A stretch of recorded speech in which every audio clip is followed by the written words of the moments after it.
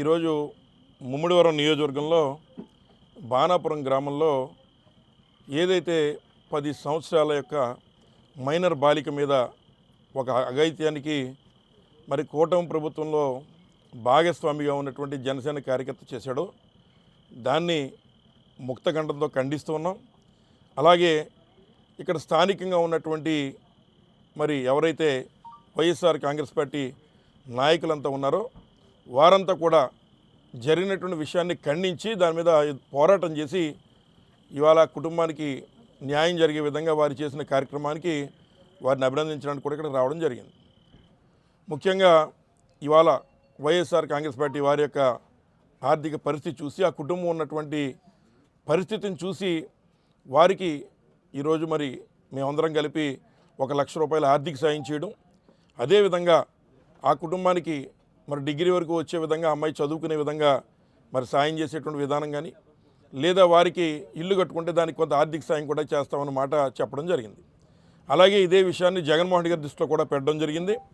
తప్పనిసరిగా మళ్ళీ పార్టీ పరంగా కూడా వారికి మరింత ఆర్థిక సాయం చేసే విధంగా మేము చేస్తామని చెప్పి ఆ కుటుంబానికి అండగా ఉన్నామనేటువంటి మాట చెప్పడానికి ఇవాళ ఇక్కడికి రావడం జరిగింది. మరి అలాగే నేను తెలియజేస్తూ ఉన్నా, ఏదైతే ఈ రోజున కూటమి ప్రభుత్వం వచ్చిన తర్వాత పూర్తిగా ప్రజలకి రక్షణ అనేటువంటిది కరువైంది. అందులో భాగంగానే ఒక ఇక్కడ జరిగినటువంటి సంఘటన 10 సంవత్సరాలు ఉన్నటువంటి మైనర్ బాలిక మీద సుమారు 6-7 సార్లు అత్యాచారం చేసే వరకు మరి ఇక్కడ పరిస్థితులు వెళ్ళాయంటే ఒక్కసారి కూటమి ప్రభుత్వం కూడా ఆలోచన చేసుకోవాలి. ఎందుచేతంటే మనుషులైనటువంటి మనం మనుషులైనటువంటి మనం ముఖ్యంగా ఒక పార్టీలో నాయకుడిగా మరి ఇక్కడ ఉన్నటువంటి ఎమ్మెల్యే గారు పక్కనే ఉండి ఓపెనింగ్లు చేయించాడు.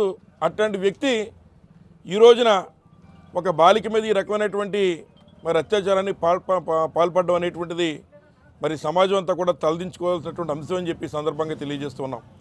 అలాగే వాస్తవంగా అప్పుడు ఏదైతే ఆడలేక మధ్యలో తెరవన్న చందంగా మరి వైఎస్ఆర్ కాంగ్రెస్ పార్టీ శ్రేణులు ముఖ్యంగా సతీష్ గారు కానీ లేదా బాలకృష్ణ గారు లేదా మరి మునుకుమార్ గారు ఎవరైతే బాధితులు ఉన్నారో వారు ఇక్కడ స్థానికంగా పోలీస్ స్టేషన్కి వెళితే కనీసం కేసు తీసుకున్న పరిస్థితి ఇవాళ ఆంధ్ర రాష్ట్రంలో ఉంది.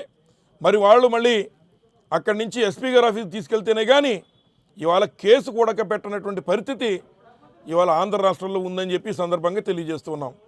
ముఖ్యంగా మరి ఏదైతే మరి ఇవాళ ఇష్యూ ఈ రకంగా బయటకు వచ్చిన తర్వాత ప్రజలంతా వీళ్ళని చీకొడుతూ ఉంటే ఇప్పుడు హడావిడిగా కొన్నటువంటి ప్రజాప్రతినిధులు నిన్నొచ్చి మేము ఏదో కొంత డబ్బు ఇస్తున్నాం లేదా మేము ఇక్కడితో దీన్ని ఎలా చేసేస్తున్నాం అనేటువంటి చెప్పి వెళ్ళిపోవడం జరిగింది. చేతులు దులుపుకున్నారని మేము భావిస్తున్నాం.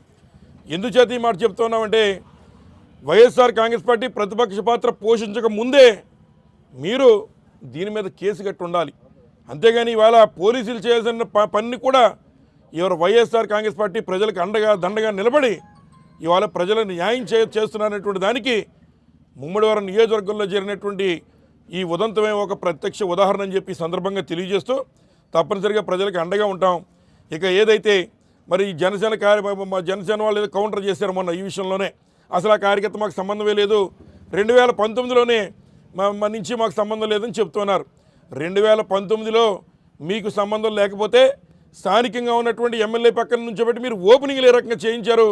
మరి ఆ రోజున మరి ఎలక్షన్ ముందు మరి కొన్నటువంటి మా పితాని బాలకృష్ణ గారు కూడా ఒక ప్రత్యక్ష సాక్ష్యం.